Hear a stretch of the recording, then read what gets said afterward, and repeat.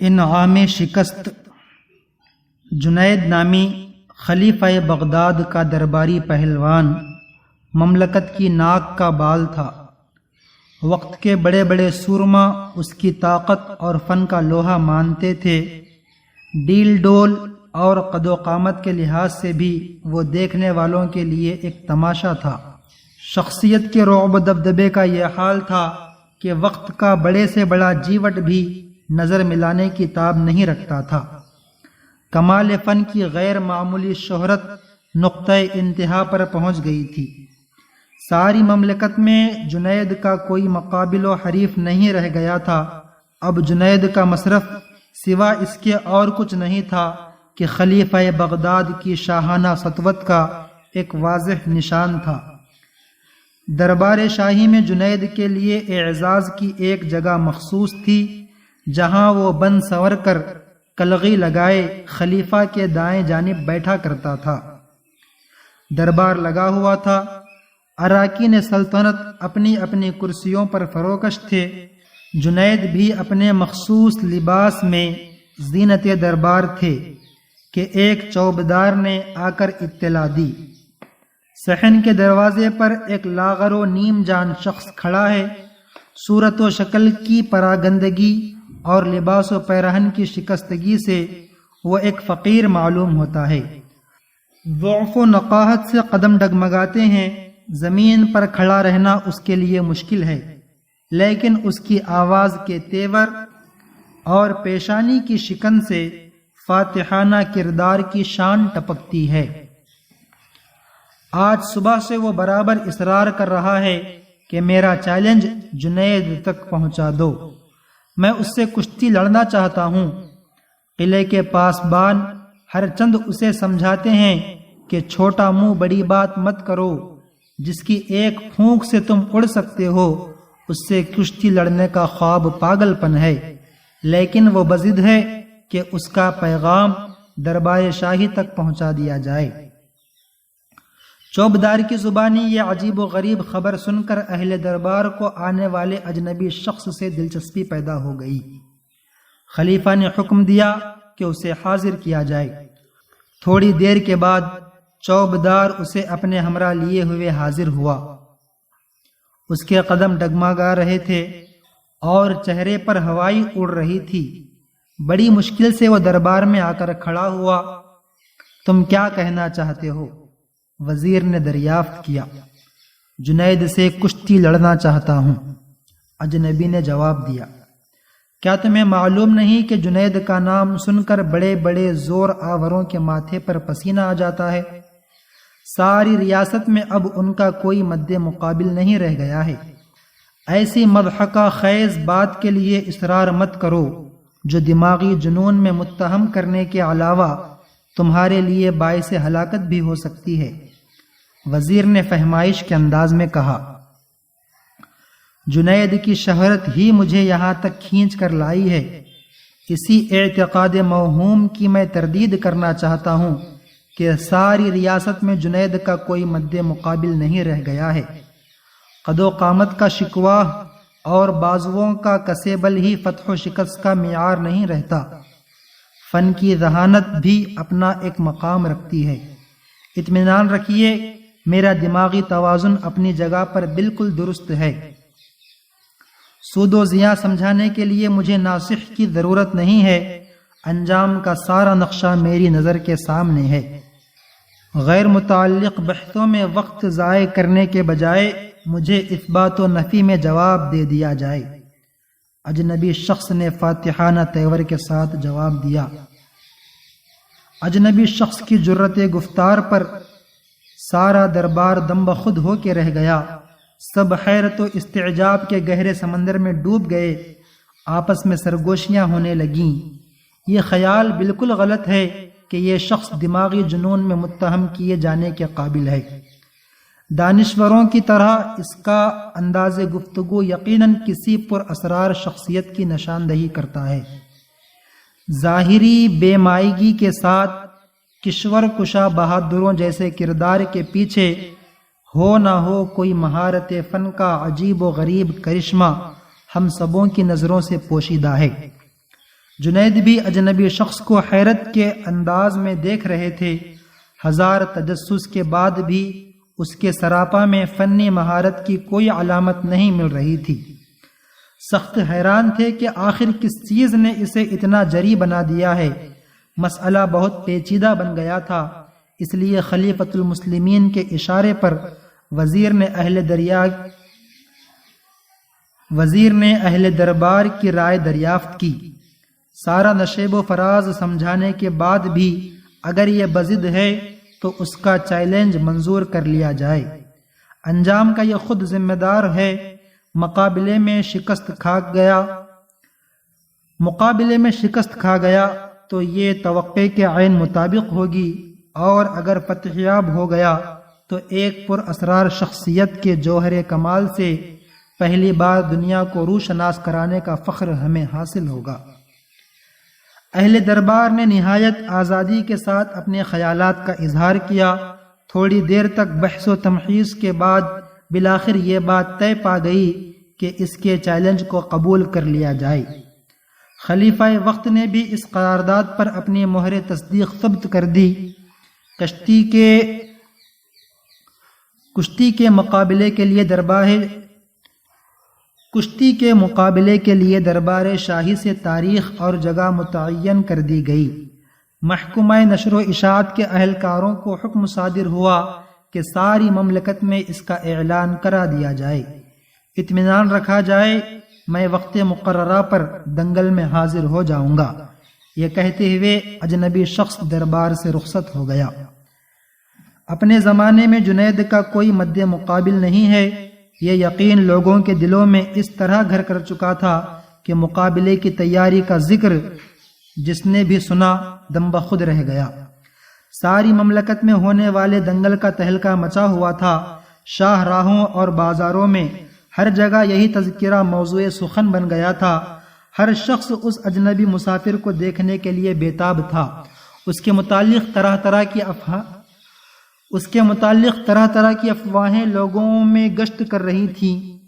کوئی کہتا تھا کہ دیوانوں کے بھیس میں وہ ایک نہایت شاطر آدمی تھا، اپنی چرب زبانی سے سب کو بیوقوف بنا گیا، اب وہ ہرگز پلٹ کر نہیں آ سکتا، وہ اپنی ہلاکت کو کبھی دعوت نہیں دے گا۔ کچھ لوگوں کا خیال تھا کہ دربار خلافت کا ایک امیر پاگل آدمی کی جنون انگیز حرکتوں کا شکار ہو گیا۔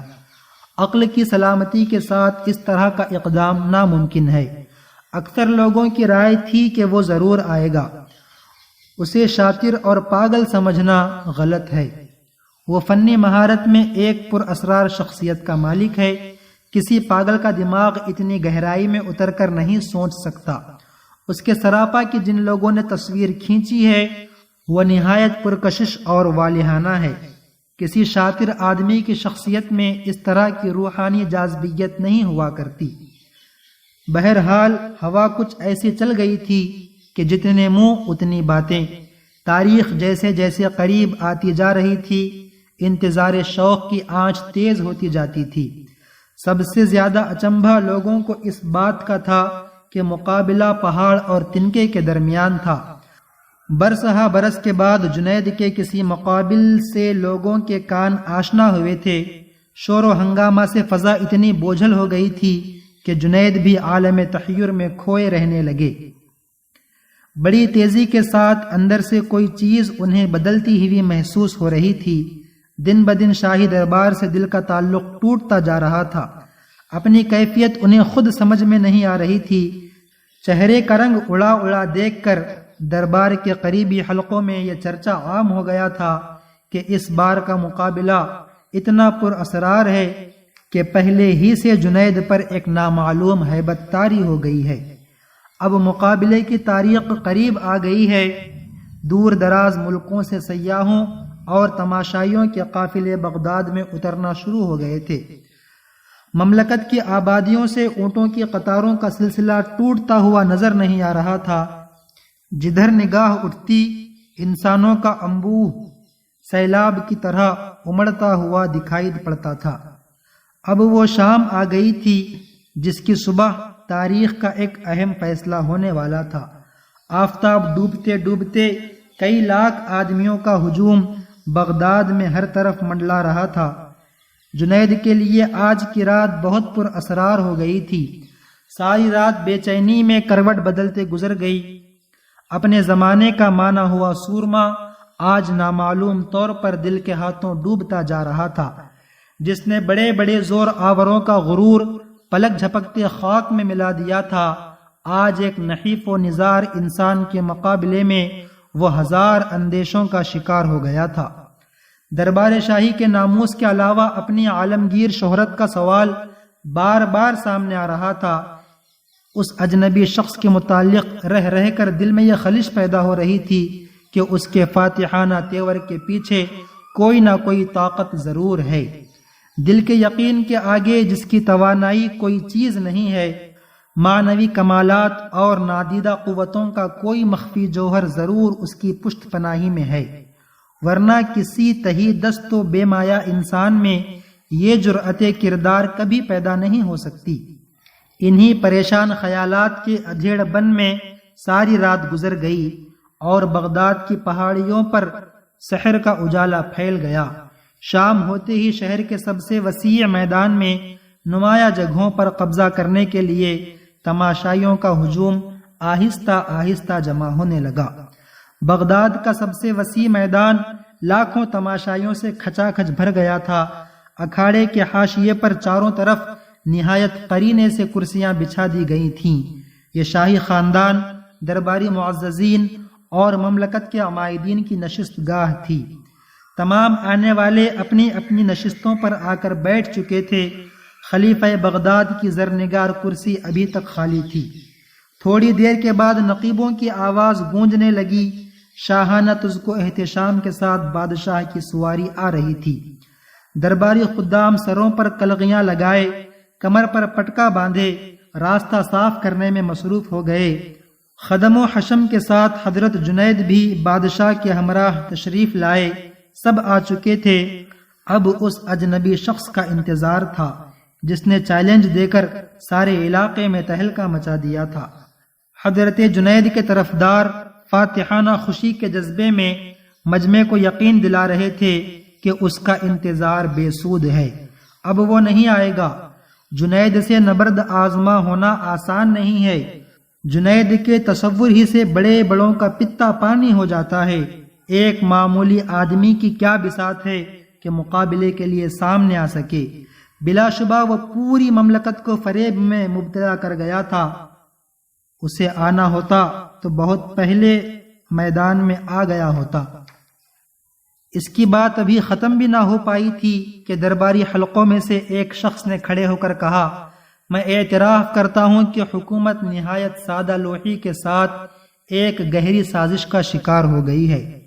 یہ اقدام دانش مندی کے قطعی خلاف ہوا کہ محض ایک گمنام شخص کی بات پر مختلف ملکوں کے کئی لاکھ انسانوں کی بھیڑ جمع کر دی گئی۔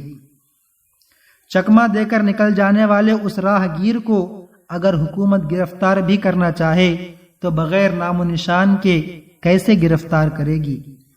اس میدان میں ان لوگوں کی تعداد بہت زیادہ تھی جو غائبانہ طور پر اس اجنبی شخص کے حامی تھے۔ نامعلوم طور پر ان کے دلوں میں ہمدردی کا جذبہ پیدا ہو گیا تھا۔ موجودہ صورتحال سے ان کے چہروں پر افسردگی کا نشان واضح ہونے لگا تھا۔ نا امیدی کے عالم میں بڑی ہمت کر کے ان میں سے ایک شخص کھڑا ہوا اور اس نے صفائی پیش کرتے ہوئے کہا، ابھی وقت مقررہ میں کچھ وقفہ باقی رہ گیا ہے، اس لیے اجنبی شخص کے بارے میں کوئی آخری فیصلہ کرنا قبل از وقت ہے۔ ہو سکتا ہے کسی معقول عذر کی بنا پر تاخیر ہو گئی ہو۔ وقت گزر جانے کے بعد وہ نہیں آیا تو یقیناً اسے قابل مذمت گردانا جائے گا۔ منٹ منٹ پر حضرت جنید کے حامیوں کا جوش مسرت بڑھتا جا رہا تھا اور وہ طرح طرح کی آوازیں کس کر مجمع کے ذہن میں اس اجنبی شخص کا اثر زائل کر رہے تھے، لیکن خود حضرت جنید پر ایک سکتے کی کیفیت طاری تھی۔ ان کے چہرے کے اتار چڑھاؤ سے ایسا معلوم ہو رہا تھا کہ وہ کسی گہری سوچ میں کھو گئے ہیں۔ لاشعوری طور پر وہ پیش آنے والے کسی حیرت انگیز واقعے کا انتظار کر رہے تھے۔ مجمع کا اضطراب اب قابو سے باہر ہونے لگا تھا۔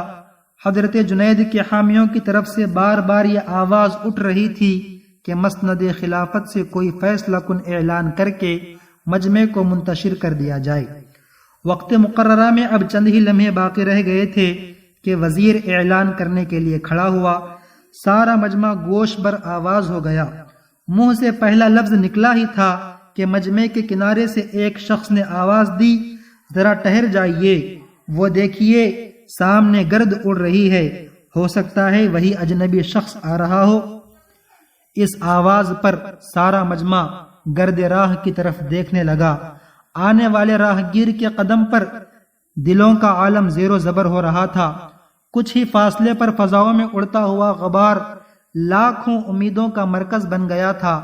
چند ہی لمحے کے بعد جب گرد صاف ہوئی تو دیکھا گیا کہ ایک نحیف و لاغر انسان پسینے میں شراب ور ہانپتے ہانپتے چلا آ رہا ہے۔ مجمع سے قریب ہونے کے بعد آثار و قرائن سے لوگوں نے پہچان لیا کہ یہ وہی اجنبی شخص ہے جس کا انتظار ہو رہا ہے۔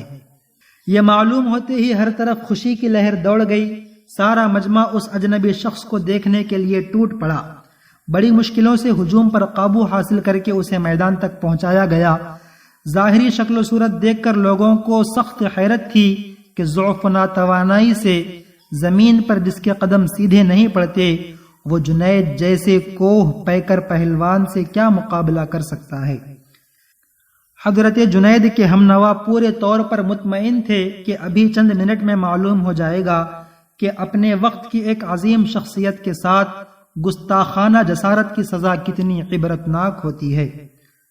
دنگل کا وقت ہو چکا تھا۔ اعلان ہوتے ہی حضرت جنید تیار ہو کر اکھاڑے میں اتر گئے۔ وہ اجنبی شخص بھی کمر کس کر ایک کنارے کھڑا ہو گیا۔ لاکھوں تماشائیوں کے لیے بڑا ہی حیرت انگیز منظر تھا۔ حضرت جنید کے سامنے وہ اجنبی شخص گرد راہ معلوم ہو رہا تھا۔ پھٹی آنکھوں سے سارا مجمع دونوں کی نقل و حرکت دیکھ رہا تھا۔ حضرت جنید نے خم پھونک کر زور آزمائی کے لیے پنجہ بڑھایا اور اس اجنبی شخص نے دبی زبان سے کہا، کان قریب لائیے، مجھے آپ سے کچھ کہنا ہے۔ نہ جانے اس کی آواز میں کیا سحر تھا کہ سنتے ہی حضرت جنید پر ایک سکتہ طاری ہو گیا۔ اچانک پھیلے ہوئے ہاتھ سمٹ گئے، کان قریب کرتے ہوئے کہا، فرمائیے۔ اجنبی کی آواز گلوگیر ہو گئی۔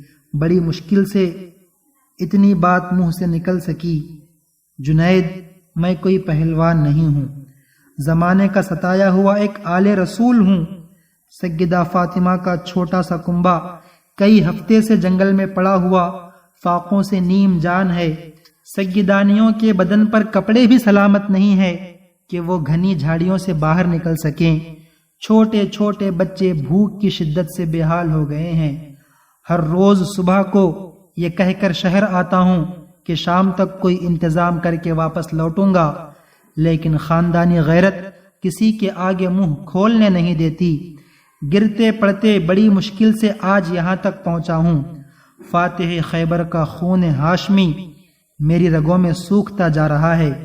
چلنے کی سکت باقی نہیں ہے۔ شرم سے بھیک مانگنے کے لیے ہاتھ نہیں اٹھتے۔ میں نے تمہیں صرف اس امید پر چیلنج دیا تھا کہ آل رسول کی جو عقیدت تمہارے دل میں ہے آج اس کی آبرو رکھ لو گے۔ وعدہ کرتا ہوں کہ کل میدان قیامت میں نانا جان سے کہہ کر تمہارے سر پر فتح کی دستار بندھواؤں گا۔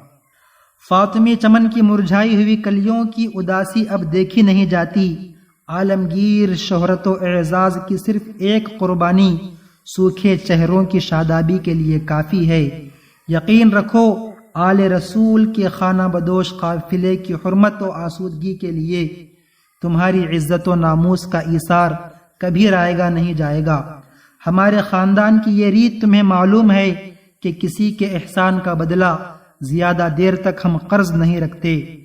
اجنبی شخص کے یہ چند جملے نشتر کی طرح حضرت جنید کے جگر میں پیوست ہو گئے۔ پلکیں آنسوؤں کے طوفان سے بوجھل ہو گئیں۔ عشق و ایمان کا ساگر موجوں کے تلاطم سے زیر و زبر ہونے لگا۔ آج کونین کا سرمدی اعزاز سر چڑھ کر جنید کو آواز دے رہا تھا۔ عالمگیر شہرت و ناموس کی پامالی کے لیے دل کی پیشکش میں ایک لمحے کی بھی تاخیر نہیں ہوئی۔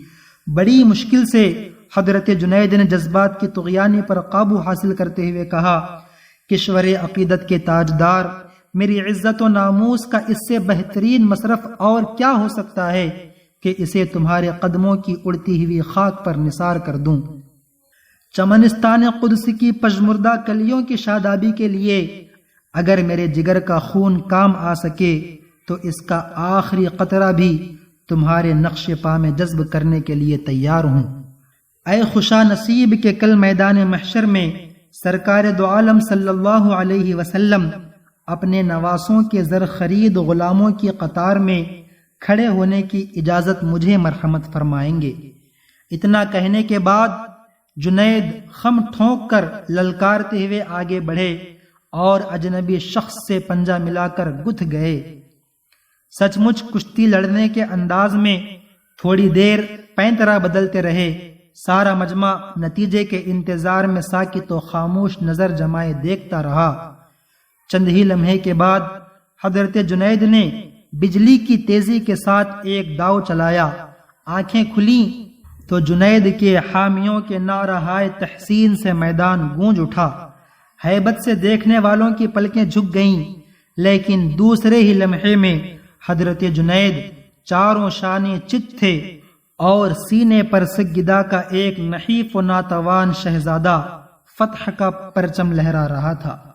حضرت جنید کی فاتحانہ زندگی کا نقشہ دیکھنے والی آنکھیں اس حیرت انگیز نظارے کی تاب نہ لا سکیں۔ ایک لمحے کے لیے سارے مجمع پر سکتے کی سی کیفیت طاری ہو گئی۔ آنکھیں پھٹی کی پھٹی رہ گئیں۔ حیرت کا طلسم ٹوٹتے ہی مجمع نے نحیف و ناتواں سید کو گود میں اٹھا لیا۔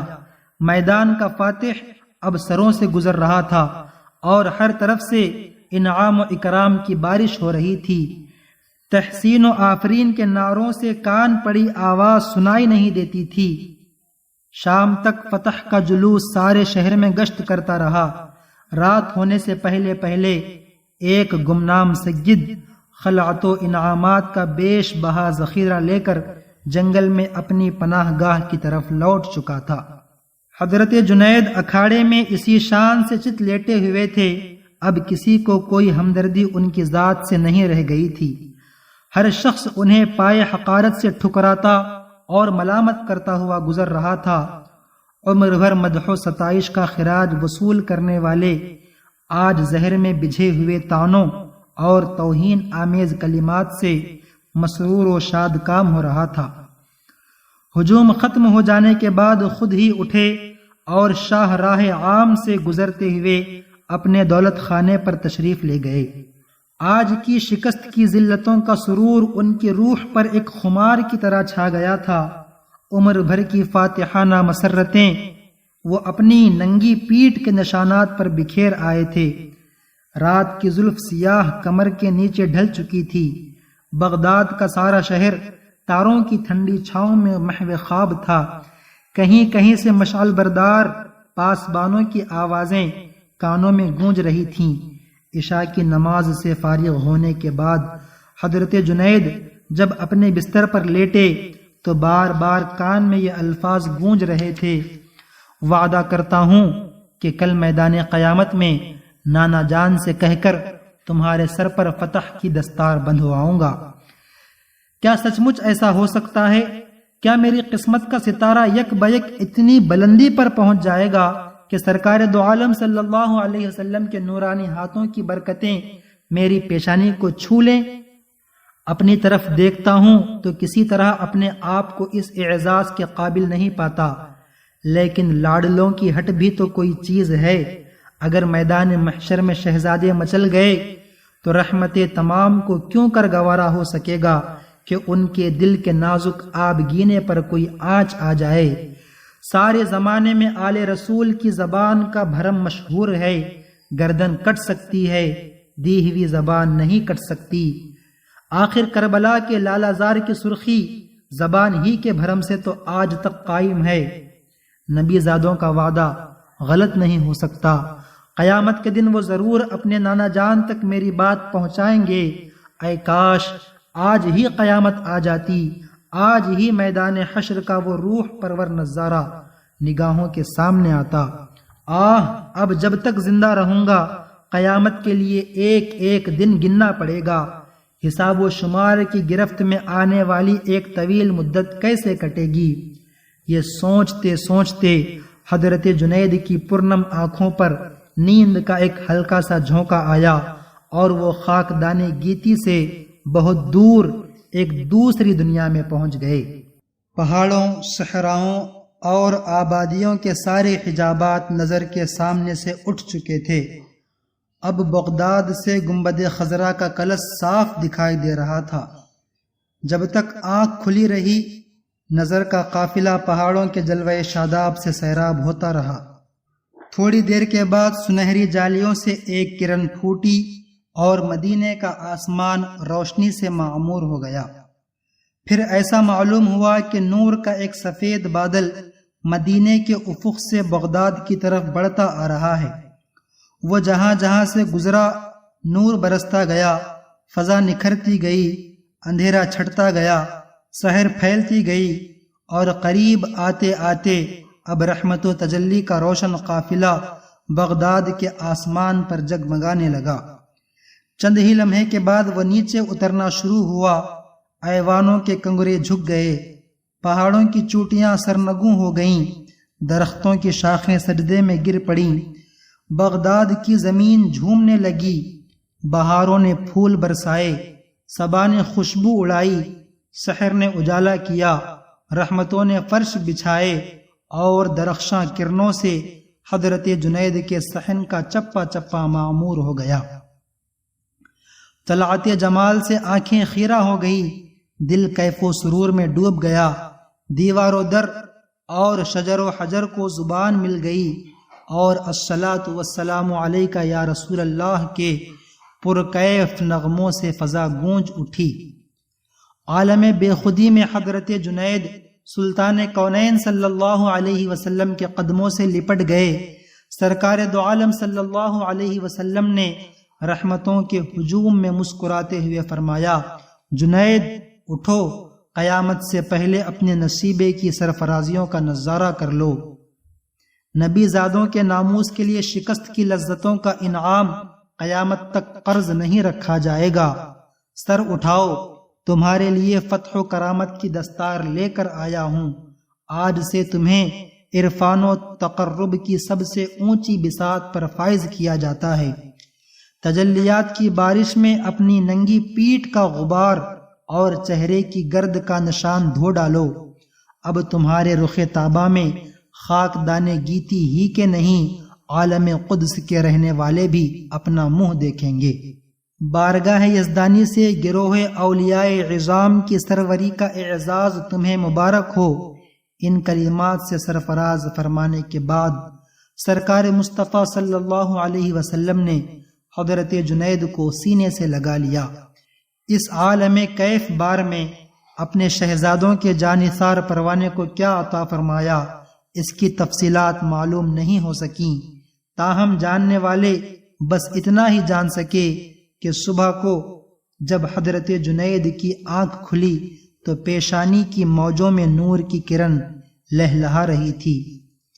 آنکھوں سے عشق و عرفان کی شراب کے پیمانے جھلک رہے تھے، دل کی انجمن تجلیات کا گہوارہ بن چکی تھی، لبوں کی جنبش پر کارکنان قضا و قدر کے پہرے بٹھا دیے گئے تھے۔